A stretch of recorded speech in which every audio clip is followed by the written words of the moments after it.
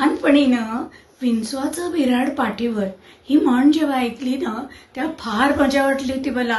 हे बघ, विंचवी तिच्या सगळ्या पिलांना तिच्या पाठीवर घेऊन इकडे तिकडे हिंडत असते, म्हणून ही म्हण पडली असेल.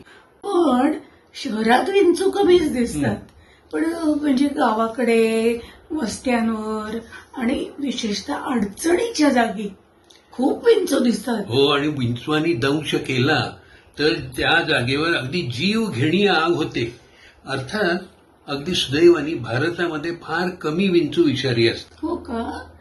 पण मला काय वाटतं की त्याची नांगी त्याच्या शेपटीत असते. मग त्याला ज्याला दंश करायचा आहे तो माणूस कसा दिसतो? हो, अगं त्याला म्हणे बरेच डोळे असतात. त्याच्या अंगावर जवळजवळ 10 डोळे असतात. मला काय आठवतं माहितीये का, तो एक मराठी सिनेमा होता बघ, झपाटलेला. त्याच्यात एक पात्र होतं आणि त्याचं नाव होतं तात्या विंचू.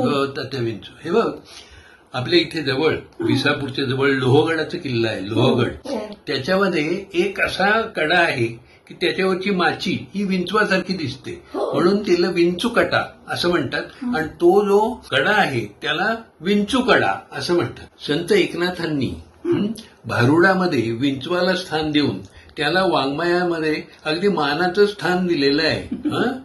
विंचू दावला, विंचू दावला, विंचू दावला.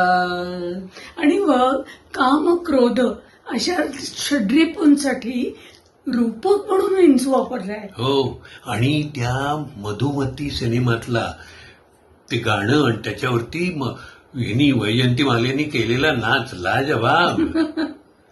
दया रे डोंगर पापी बिचुआ. इतक्या गोड गाण्यातला तो बिछुआ म्हणजे विंचू आवडायलाच लागतो. आणि काय हो ना.